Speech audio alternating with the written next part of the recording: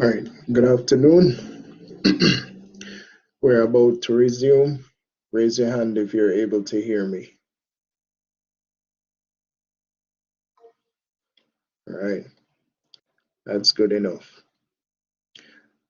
So we ended at the review questions. So let's just quickly go through the review questions for chapter 13. Question 1, which of the following statements regarding standard precautions is true? If you have the answer, raise your hand, go ahead. A. A as in apple would be correct. All right. Question number 2. Mute that mic. Appropriate management for impaled objects in the eye includes.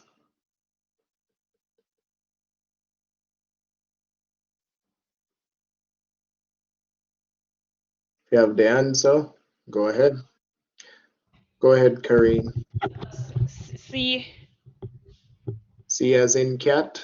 That would be correct. All right. We got an answer.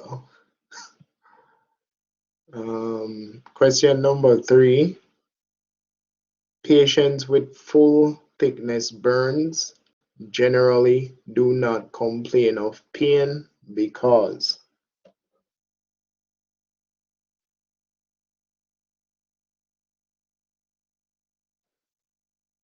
Go ahead, Mr. Walker. Muted.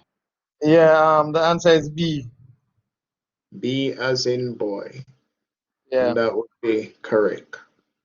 Is there a question 4? No. All right, good. Now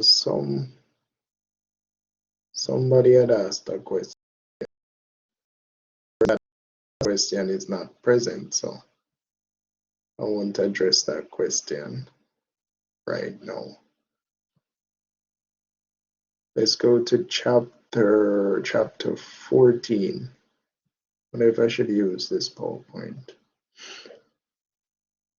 Injuries to the muscles and bones. So we'll be looking at fractures, dislocations, sprains, and strains.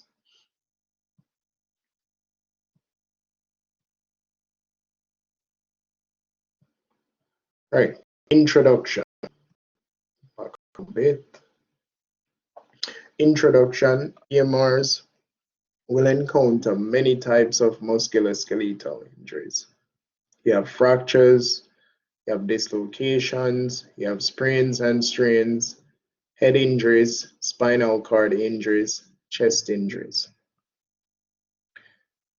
Understanding the basic anatomy and functioning of the musculoskeletal system will help you to treat these injuries. You must be able to recognize the signs and symptoms of various musculoskeletal injuries. So we need to know the structures and their function, and then we need to know abnormal function, because that is how the patient will present in the field. Providing proper care at the scene can prevent additional injury and disability. All right, so the patient assessment. Complete all 5 parts of the patient assessment sequence. Follow standard precautions to protect you, the patient from infectious diseases. Perform a complete primary assessment. Immediately follow the secondary assessment. Perform a thorough sample, medical history, and continue reassessment of the patient. So the skeletal system, we're going to review the anatomy again. We covered this before, but review. Consists of 206 bones. They act as the supporting framework for the body. The skeletal system has multiple functions. One, provide support to the body, protect vital structures, assist the body in movement, and manufacture red blood cells and store minerals.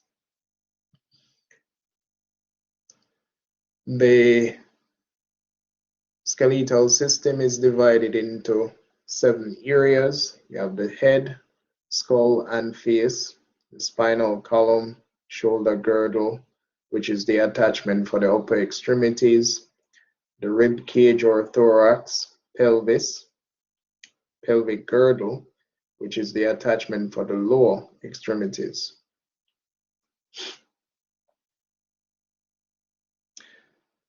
The bones of the head include the skull and the lower jawbone.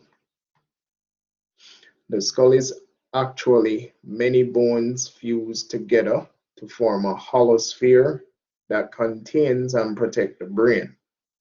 The jawbone is a movable bone attached to the skull. The spine consists of a series of separate bones called vertebrae. Primary support structure for the entire body. The spine has 5 sections. You have the cervical spine, which is 7 cervical vertebrae. You have the thoracic spine, which is 12. You have the lumbar, which is 5. You have the sacrum, which is 5 that are fused. And you have the coccyx, which is 4 that are fused. And the spinal column protects the spinal cord that exit the skull via the foramen magnum.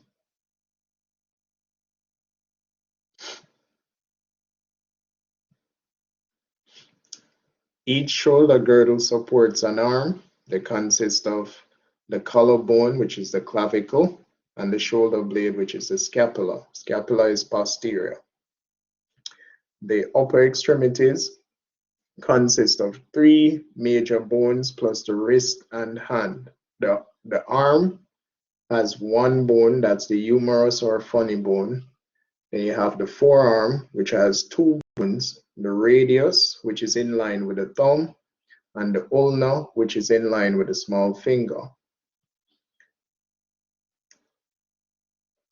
12 sets of ribs protect the heart, lungs, liver, and spleen. Liver is on the right, spleen is on the left. All of the ribs are attached to the spine. The floating ribs only have posterior attachment. The sternum is located in the front of the chest. The pelvis links the body and the lower extremities. The lower extremities consist of the thigh and leg. The thigh bone is the femur and is the longest and strongest bone in the body. The leg consists of the tibia and fibula, plus the ankle and foot. Now, the musculoskeletal, the muscular system, the muscles of the body provide support and movement. Muscles are attached to bones by tendons. So tendons connect muscle to bone, and they cause movement by alternately contracting and relaxing. So the muscles work against each other, create control, movement.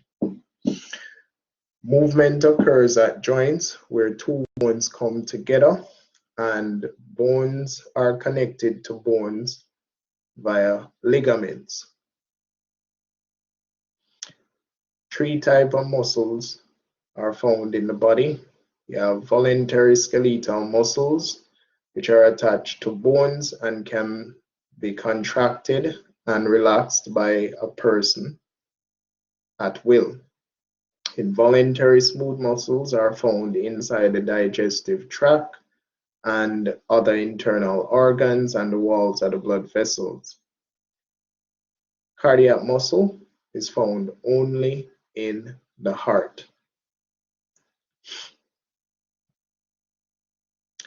Now, mechanisms of injury.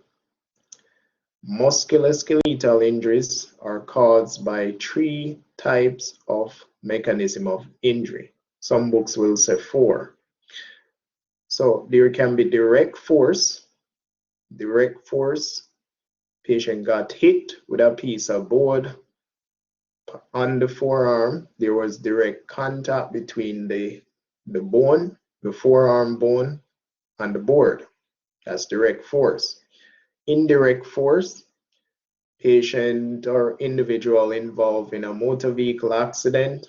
The knee hit the dashboard and the force is transferred to the hip, resulting in a hip injury. That's indirect force. Or it can be twisting force.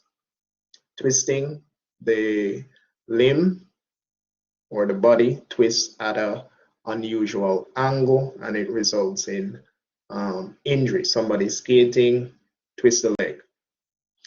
So as I said, some books will say 4. You have what is referred to as high energy forces. An example of high energy would be a pedestrian versus a motor vehicle. Motor vehicle always win. Use the information provided by the dispatcher and gather from the scene to identify possible MOI. There are many different ways to describe a patient's injuries. Use your senses of sight and touch. Listen to the information the patient gives you. The most important part of your job is to provide the best assessment and treatment. All right, now let's look at the first type of injury, a fracture. A fracture is a crack. It can be a chip, right? So it's a break, a crack, a chip in the continuity of a bone. That's what a fracture is. It can be caused by all of the forces that I just mentioned. So it can be caused from direct force, indirect force, twisting, and high energy forces. Right? Now, there are various classifications for different types of fractures. That is not important to the scope of this course. What is important is what you will observe when you have a patient with a fracture in front of you. Now, when a patient has a fracture, the fracture will present 2 ways in front of you. It's either this individual has an open fracture, which is also referred to as a compound fracture, or the person has a fracture that is displaced or non-displaced. That's a closed fracture. So it's either it open or closed, or either the fracture is displaced or non-displaced. Now, with an open fracture, the bone, the fractured bone, is exposed to the atmosphere. And when a patient has an open fracture, our primary concern is bleeding control, secondary stabilizing the fracture. For a closed fracture, which can be displaced or non-displaced, it means that whatever damage has occurred is under the skin. Now, displaced means that where the fractured bone ends are, there is shifting that has occurred, so you can see actual deformity in the limb. You can see that the limb now look normal. That's displaced. That's a displaced fracture. Non-displaced means there is a crack in the bone. But when you look on the patient's limb, you cannot see physical deformity. These patients or individuals don't find out that they have a fracture until an X-ray is done on the bone, where they actually see the crack in the bone. So that's your fractures. So a fracture is a broken bone. It most often occurs as a result of a significant force. In a closed fracture, the bone is broken, but there is no break in the skin. In an open fracture or compound fracture, the bone is broken and the overlying skin is lacerated.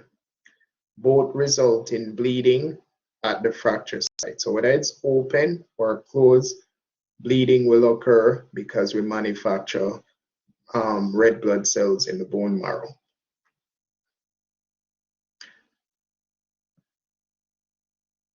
All right, now dislocations, I should say. A dislocation occurs at joints. So where we have joints, we have two bones coming together at that joint. They are held together by ligaments. The more range of motion the joint has, the easier it can be dislocated. Now, what occurs in a dislocation is one of the bones within the joint exceeds its normal range of motion. And when it exceeds the normal range of motion, the bone, one of the bones in that joint, is displaced from its normal anatomic position because the ligament rips, right? So the ligament rips apart and the bone slips out of its normal position. That is a dislocation. Very painful, extremely painful, right? So a dislocation is a disruption that tears the supporting ligaments of a joint. The bone ends separate completely from each other and can lock in one position. So when they separate, the muscles in the area go into spasm and it locks up. An attempt to move a dislocated joint injury is very painful. A dislocation can damage nearby nerves and blood vessels. And that's the highest risk with fractures and dislocation. We worry about damaging the nerves and the blood vessels in the area. And if there is damage to the blood vessels and nerves, the person is at risk of losing complete function of the limb. So that is a major concern. It can be a limb-threatening emergency. Now, sprains and strains. The sprain affects ligaments. The strains affect muscles. So let's start with the strain. You will use the T in strain to remember tendons. Tendons connect muscle to bone. So a strain is the overstretching or partial tearing of a tendon, or it can be a tear in the muscle itself. Sometimes you'll hear the term a muscle pull, right? So that's a strain. It's more specific to the tendon and muscle. A sprain is the overstretching. So a sprain is the overstretching of a ligament or partial tearing of a ligament. So in other words, a sprain is actually a partial dislocation. It's not a complete dislocation. It's a partial dislocation because the ligament is not completely torn. Whether it's a sprain or a strain, the treatment is the same. RICES. RICE is rest, ice, compress, elevation, swelling. Use ice in the early stages, right? So after 6 hours or a day or two, then we have to use heat.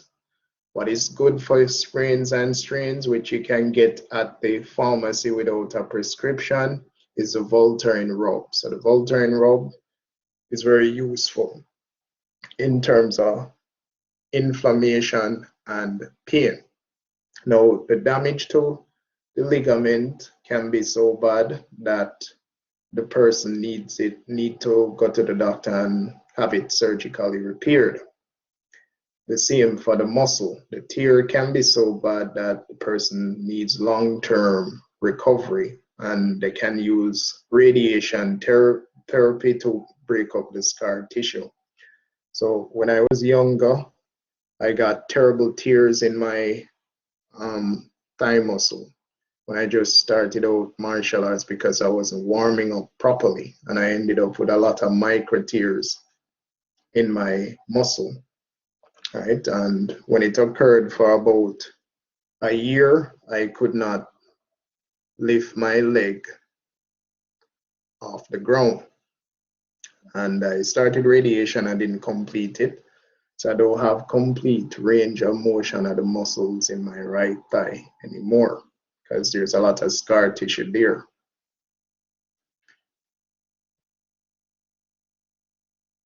Now with the sprains and even the strains, once the treatment has been initiated, so let's say we start with the ice and compression. After the ice and compression in the initial stage, you have to move to heat therapy.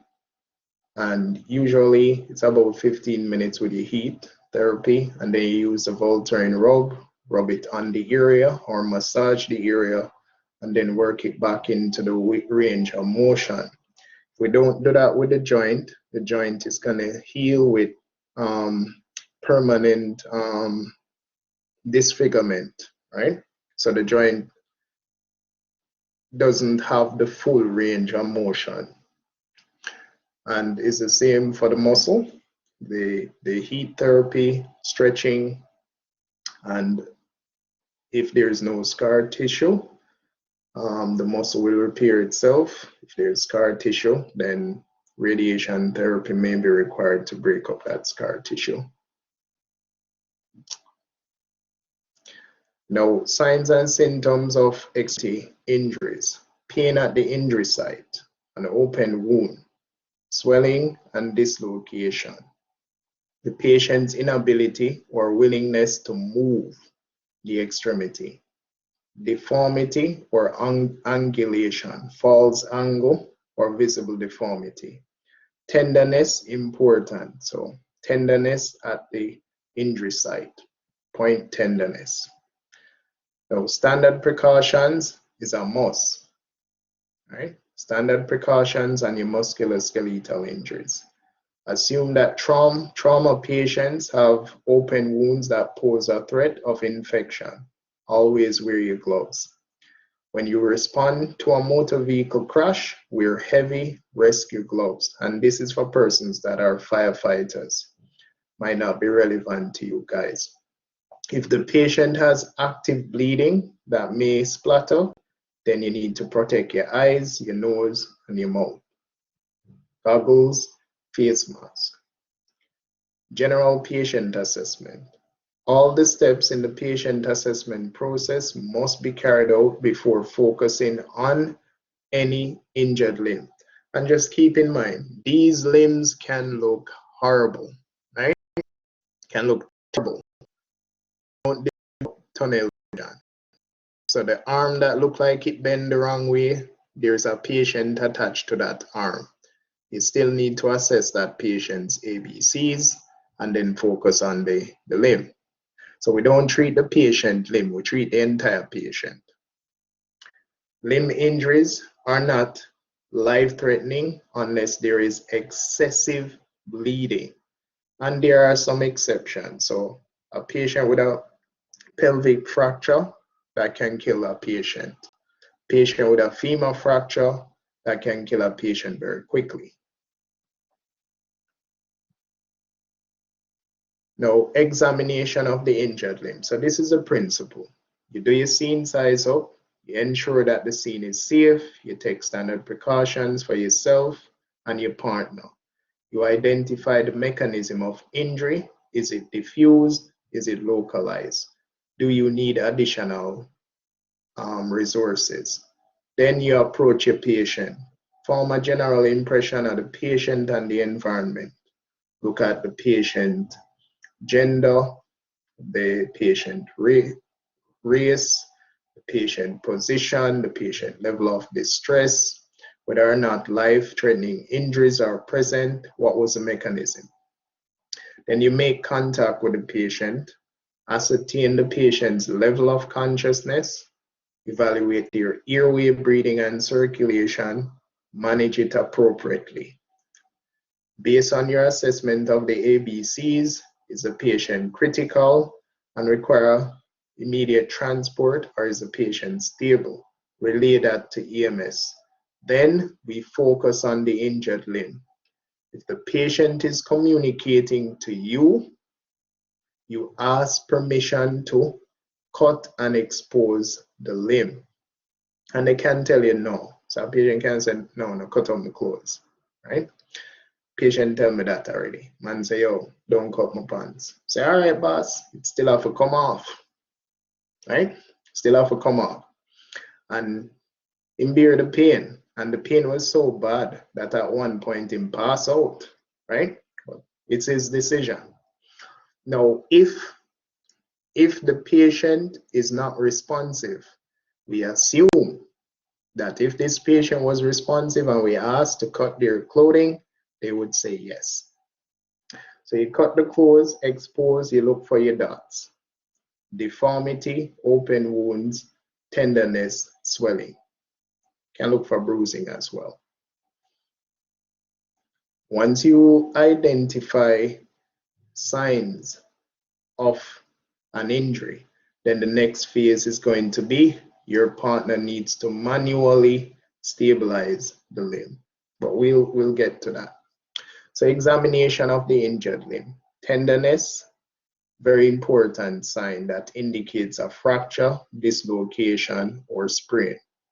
Start at the top of each limb and using both hands, squeeze the entire limb in a systematic and firm manner. And always pay attention to your patient's expression.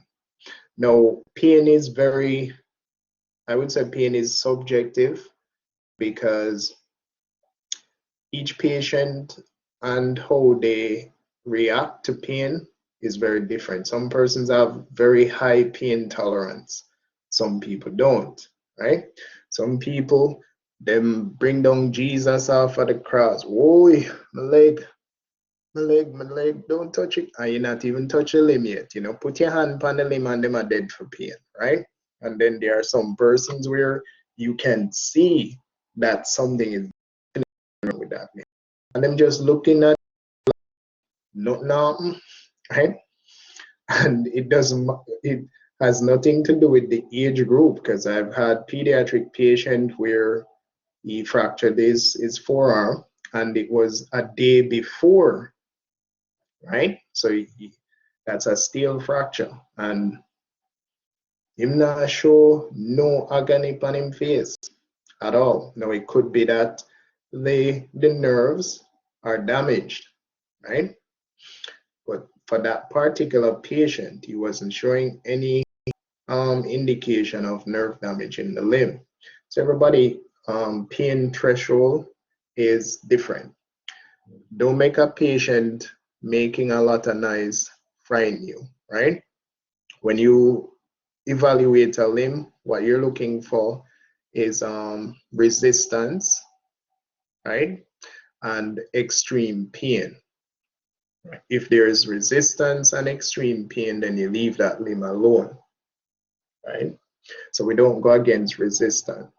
And a patient that is making noise is something that you want, right? I don't worry about a patient making noise. I worry about the patient that is not communicating with me, right? So the patient that is talking and making a lot of noise, they have an airway, they are breathing, and they have circulation. The patient that's not talking, I'm not sure if that's present. So that patient is more important. That patient is going to take a lot of work, right? Now, as you conduct the hands-on examination, ask the patient where it hurts most. The location of the greatest pain is probably the injury site. If the patient shows no signs of injury, ask the patient to move the limb carefully. Evaluation of circulation, sensation, and movement, right? Now it's important that we evaluate the pulse or circulation, the motor nerves, and sensory nerve. Anytime you suspect a limb injury or a head and spine injury, you will do this assessment either in one limb or all 4 limbs. So you're checking the pulse in the area, you're asking the patient to close their eyes, and you touch an area on the limb on both sides, and you ask them if it feels the same on both sides. And then for motor, you ask them for the foot to push against your hand or pull against the hand. For the hands, you ask them to squeeze your fingers. Don't give them all your fingers, 2 fingers to squeeze. So we check pulse, motor, and sensory. We're trying to rule out the possibility of a limb-threatening emergency.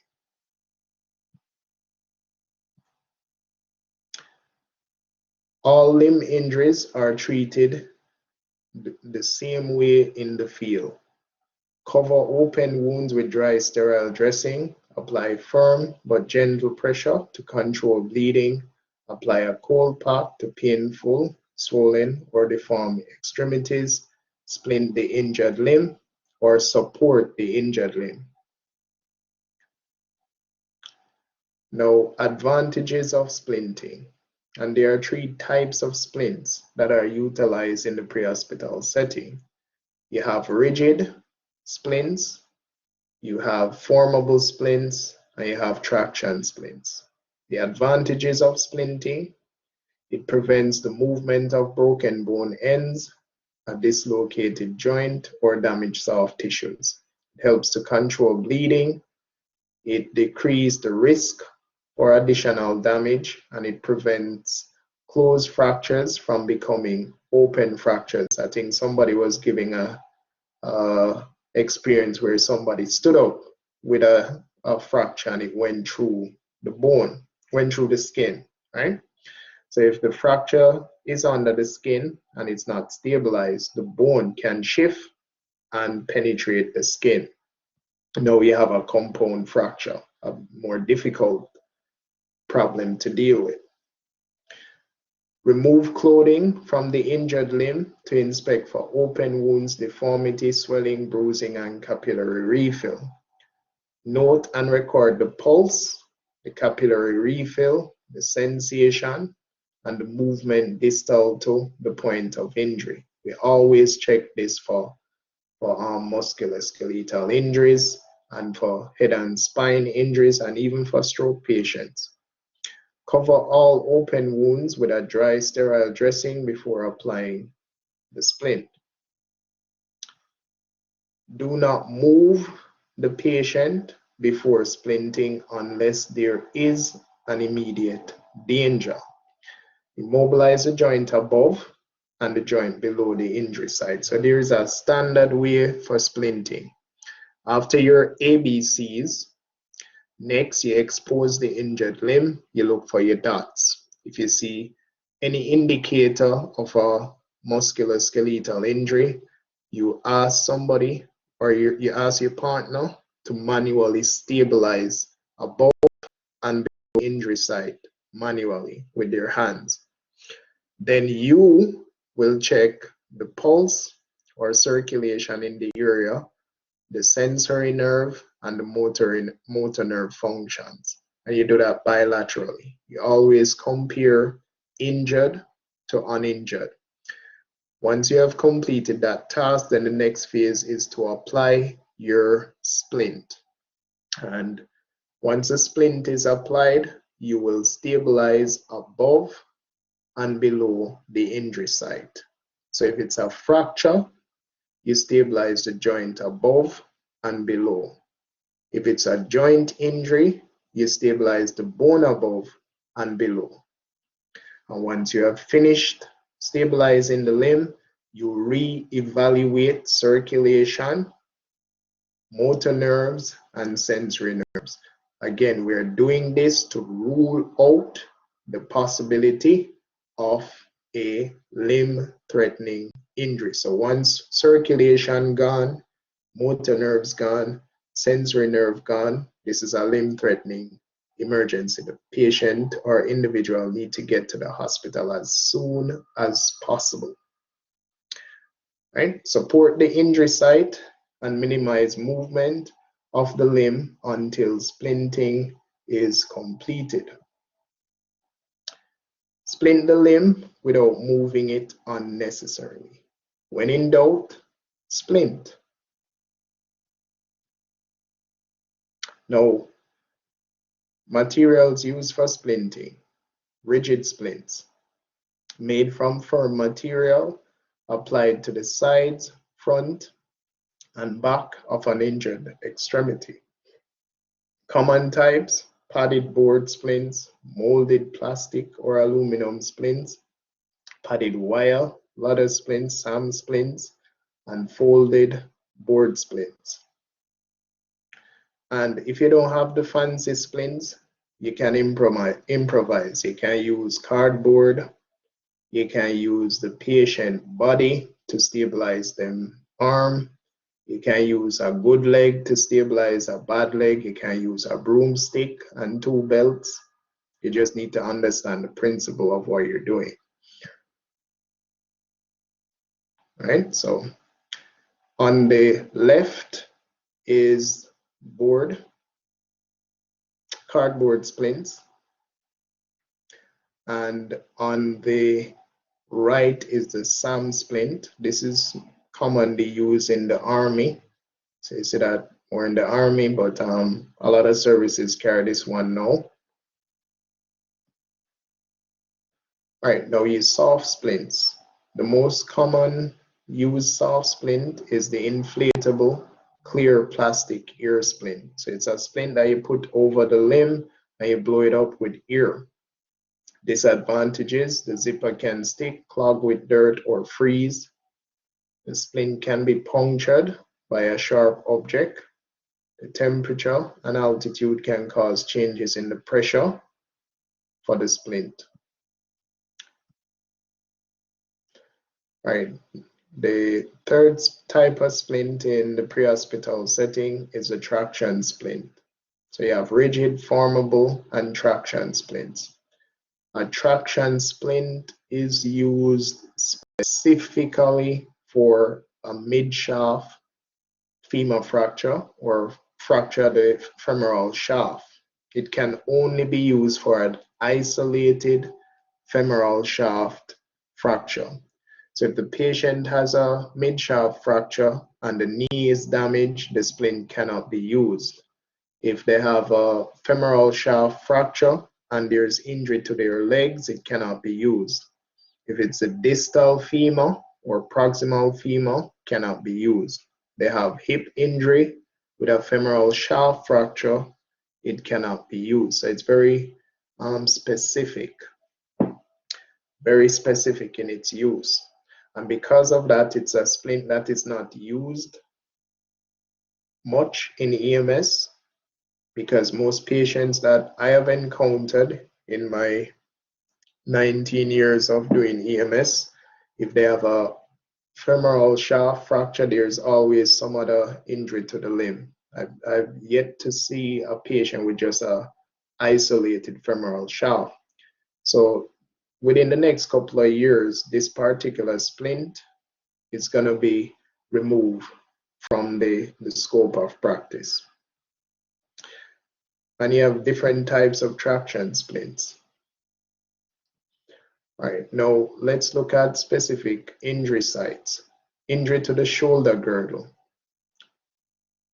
Now, with majority of the injuries to the upper extremity, whether or not you use a splint, you're going to put the limb in a sling and sway it.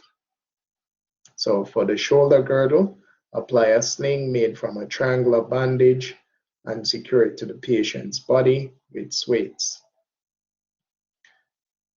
For shoulder dislocation, place a pillow or rolled blanket in the space between the upper arm and the chest. So you want to put padding between the injured limb and the patient's body. You apply a sling and sway it as for other shoulder injuries. For the elbow, do not move an injured elbow from the position in which you find it. You always try and stabilize in the position that you find it. Very painful injury. For the elbow injuries, wrap the elbow in a pillow and padding and secure the pillow. Transport the patient in a sitting position with the splinted elbow resting on his or her lap. For the forearm, several splints can be used for the forearm. You can use ear splints, cardboard splints, or SAM splints. Now I'm going to go through how to apply the SAM splint, the ear splint, sorry. It's not a splint we'll be working with. Hand, wrist, and finger injuries. Use a bulky hand dressing and a short splint. Place any amputated parts in a sealed plastic bag and send them to the hospital. Cover all wounds with dry sterile dressing. Place the hand in the position of function. Place soft roller dressings into the palm. So once they have a grip, you give them something to hold. Apply a splint and secure it with a soft roller bandage. All of this is practical. For pelvic fractures, you need to anticipate shock with pelvic fractures and other underlying injuries. Treat the patient for shock, but do not raise the legs until the patient is on a backboard. Feel for tenderness when you use both hands to firmly compress the patient's pelvis. We don't rock the pelvis, we push in, push down. For hip injuries, and a hip injury is an injury that occurs at the proximal end of the femur or the neck of the femur where it fits into the pelvis. That's a hip injury. So it's either the proximal end of the femur is injured or the neck of the femur is injured where it fits into the pelvis. So dislocations and fractures are most common.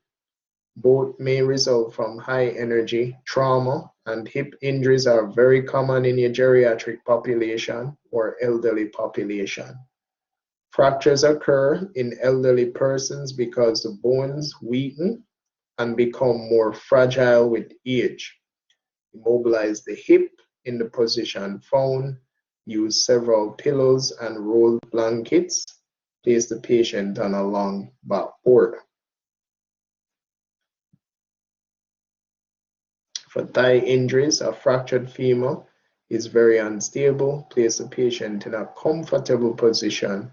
Treat for shock. Call for additional personnel and equipment. This is not a fracture that you as an EMR can handle with you and your partner. You're going to need other EMS personnel with higher level of training.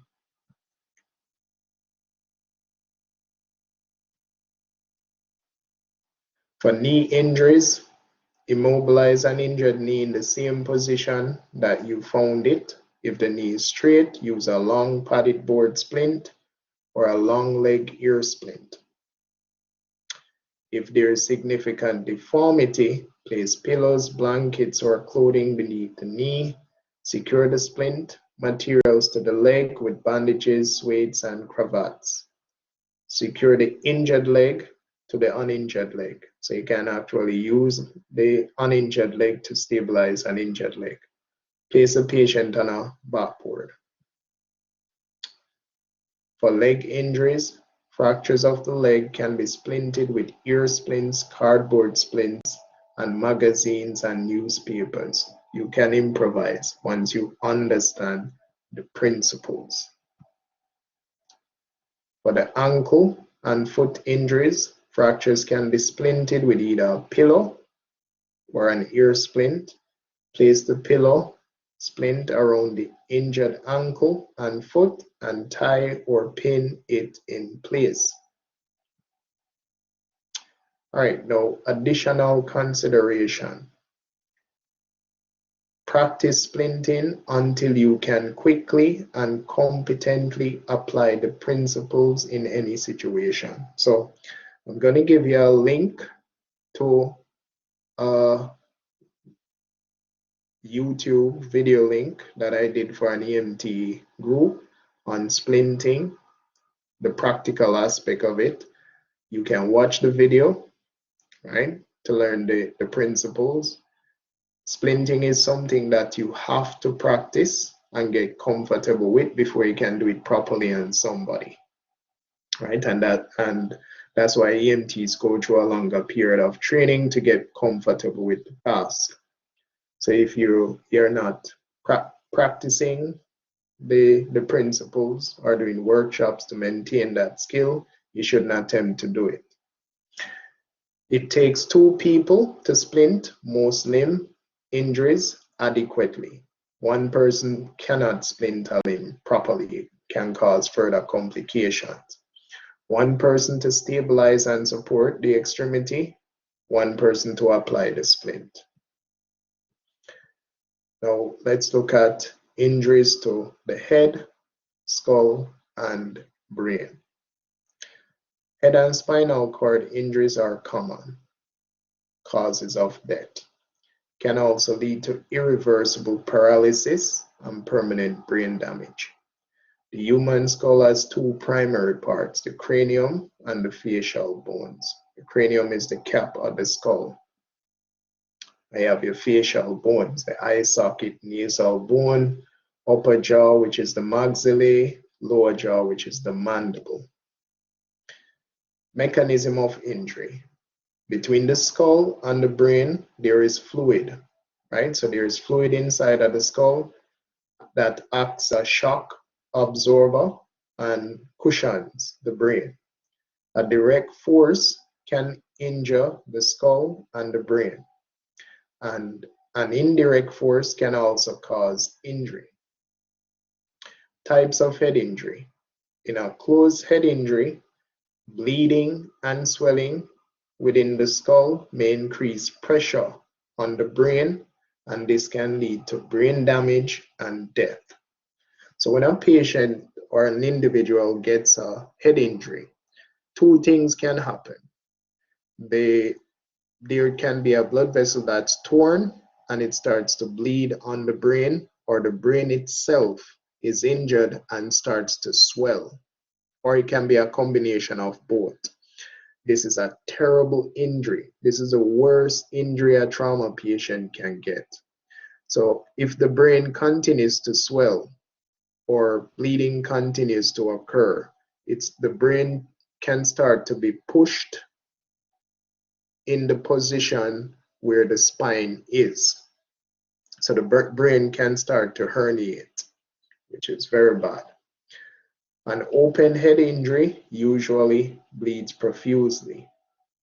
Examine the nose, eyes, and the wound itself to see if any blood or CSF, cerebrospinal fluid, is seeping out, which is clear fluid.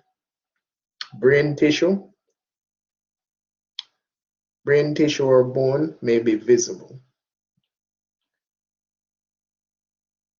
Right? And we see how the skull can move. So it went back, and that produced injury to the back of the brain. And when it went forward, the anterior portion of the brain can also be injured. Now, signs and symptoms of head injuries: confusion. So one of the most common signs you're going to see is a change in the person's behavior or level of consciousness. So confusion, unusual behavior, unconsciousness, nausea and vomiting is common, blood from an ear, decreased consciousness, unequal pupils. Worst case, paralysis, seizures, external head trauma can produce bleeding, bumps, and bruises. A serious head injury may produce raccoon eyes and battle signs. That's black and blue discoloration around the eyes and behind the ears. It's not something you will see early in a patient with head injury. It's a late sign. So it doesn't mean that if it's not present, they don't have a head injury. And that's what it looks like.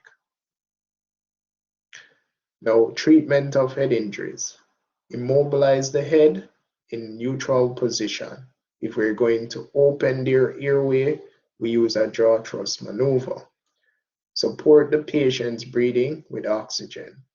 Monitor circulation. Be prepared to perform CPR. Determine whether blood or CSF is seeping from a wound or from the nose or ears. Control bleeding from all head wounds with dry sterile dressings. Examine and treat other serious injuries. Arrange for prompt transport. Hold on, let me backtrack just a bit. Injuries of the face, facial injuries, commonly result from the following types of injuries. Somebody is missing from some persons are missing, man. Anyway, facial injuries commonly result from the following type of injuries. Motor vehicle crashes in which patient's face hits the steering wheel or windshield. And with motor vehicle crashes, persons that are tall tend to go over the steering or dashboard. Persons that are short tend to go under the steering or dashboard. Airway obstruction is the primary danger in severe facial injuries. If the patient has facial injuries, suspect a spinal injury. Treatment of facial injuries, immobilize the head in neutral position. If you need to open the airway, use a jaw thrust maneuver. Support breathing, monitor circulation, control bleeding by covering any wound with a dry sterile dressing and apply direct pressure. Look for and stabilize other serious injuries and arrange for prompt transport. So once EMS is available, you can assist EMS to do a log roll and put the patient on a spine board. If these measures do not keep the airway clear, or if you are unable to control severe bleeding, log roll the patient onto the side. Now, injuries of the spine. Mechanism of injury. A displaced vertebrae, swelling, or bleeding may put pressure on the spinal cord and damage it. In severe cases, the spinal cord may be severed, and if the spinal cord is severed, the impulses below will be cut off.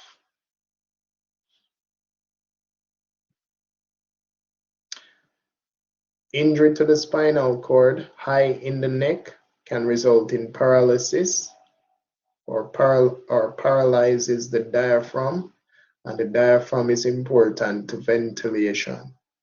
If the patient can't ventilate, there will be no chest movement. This can lead to death. Gunshot wounds to the chest or abdomen may produce spinal cord injury at that level. Falls, motor vehicle crashes, and stabbings are other common mechanisms of injury. Suspect spinal injury if the patient has sustained high energy trauma. Signs and symptoms of spinal cord injury: laceration, bruise, or other sign of injury to the head, neck, or spine. Tenderness over any point of the spine or neck.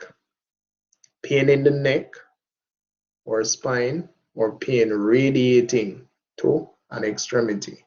Extremity weakness, numbness, paralysis, or loss of movement. Loss of sensation, so the sensory nerve is gone. Loss of movement, the motor nerve is gone. Tingling, burning sensation in any part of the body or below the neck. Loss of bowel control or bladder control. Treatment of spinal injuries. Place the head and neck in a neutral position. Stabilize the head and prevent movement of the neck. Maintain an open airway with the jaw thrust maneuver.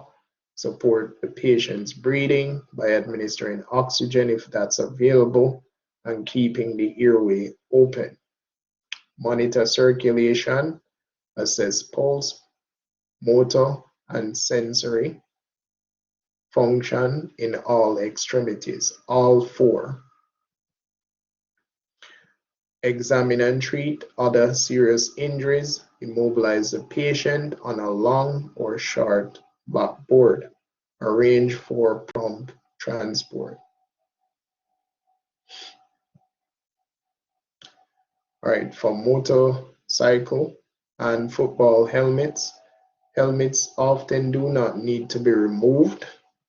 Remove part or all of the helmet only under two circumstances: when the face mask or the visor interferes with adequate ventilation or with your ability to restore an adequate airway. So if we can't manage the airway properly with the helmet on, it has to be removed. When the helmet is so loose that securing it to the spinal immobilization device will not provide adequate immobilization. So if the helmet is too loose, then we take it off. All right, now injuries of the chest, fracture of the ribs. Even a simple fracture produces pain at the site and difficulty breathing. Rib fractures may be associated with injury to underlying organs. So the ribs can injure the lungs and it can injure the heart. To determine whether a rib is bruised or broken, apply some pressure to another part of the rib. Be alert for signs and symptoms of injury, particularly shock. Place a pillow against the injured rib to splint them.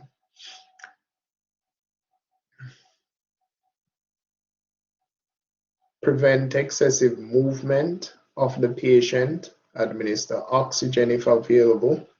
For a flail chest, now a flail chest or flail segment is when two or more ribs are broken in two or more places. So the area where the fractured ribs are located has completely separated from the chest wall. It's no longer attached to the sternum. It's a free floating segment.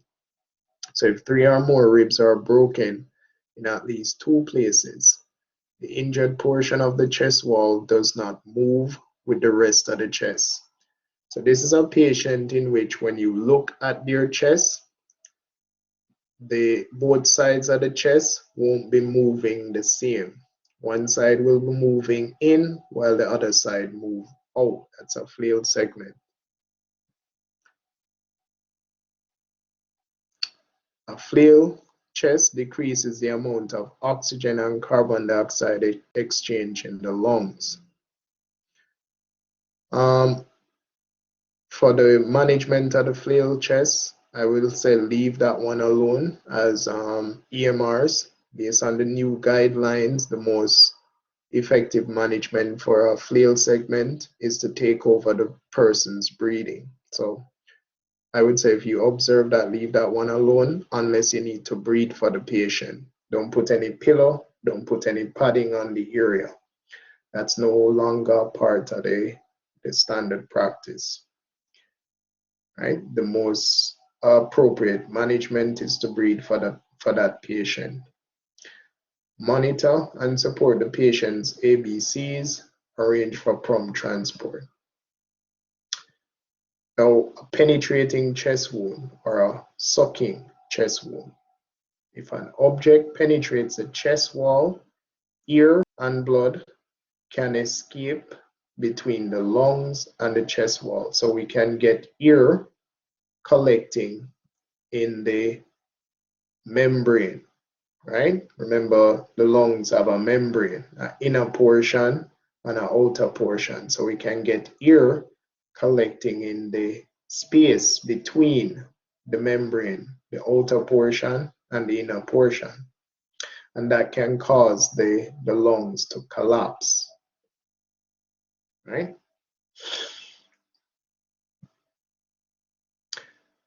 Blood loss into the chest cavity can produce shock. If it's an open chest wound or a sucking chest wound, you will seal it with an occlusive dressing. And you have commercial type occlusive dressing, or you can simply put a plastic over the area and you tape 3 sides, not 4, 3 sides. Administer oxygen if it is available. If a knife or other object is impaled in the chest, do not remove it. Arrange for prompt transport. That would bring us to the end of the chapter. Now, in summary, musculoskeletal injuries are caused by 3 types of mechanism: direct force, indirect force, and twisting force. Fractures can be closed, meaning the bone is broken but there is no break in the skin, or it can be open, the bone is broken and the overlying skin is lacerated. A dislocation is the disruption that tears the supporting ligaments of a joint, and ligaments connect bone to bone. A sprain is a joint injury caused by excessive stretching of the supporting ligaments. So the ligaments are injured, but it's not completely torn. The 3 basic types of splints are your rigid, soft, and traction splints. In a closed head injury, bleeding and swelling within the skull may increase pressure on the brain, leading to irreversible brain damage. An open injury of the head usually bleeds profusely. Airway obstruction is a primary danger in severe facial injuries. When you suspect a spinal injury, do not move the patient during the examination. The most common chest injuries are rib fractures, flail chest, and penetrating wounds. Question 1.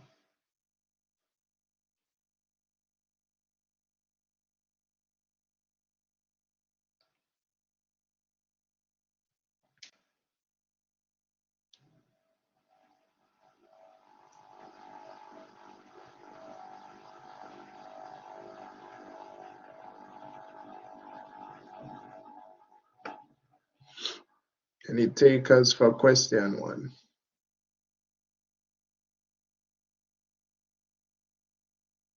If you're still present.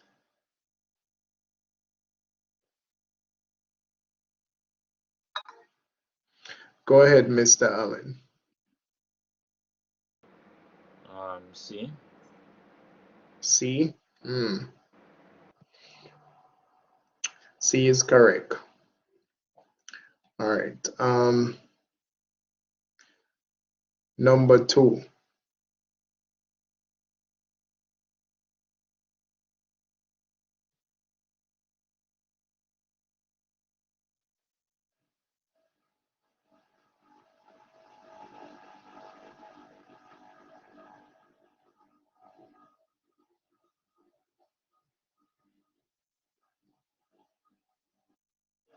Go ahead, Karine. Hold on there, Charm. D. D as in dog. Yes.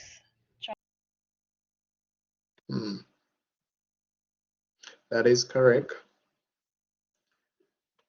Number 3.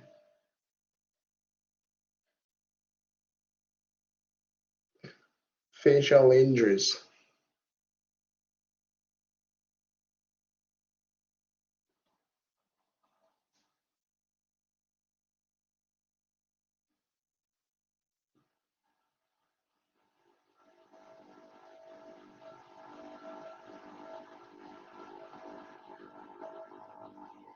Taking too long. Taking too long to answer these questions. Number 3. Any takers?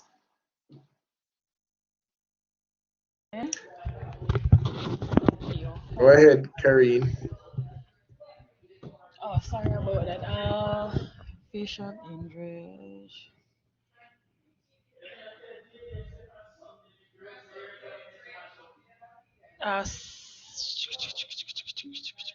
D. I hear D as in dog. Somebody said C. C as well. D would be correct. That's our greatest concern for facial injuries, the risk of airway compromise. All right.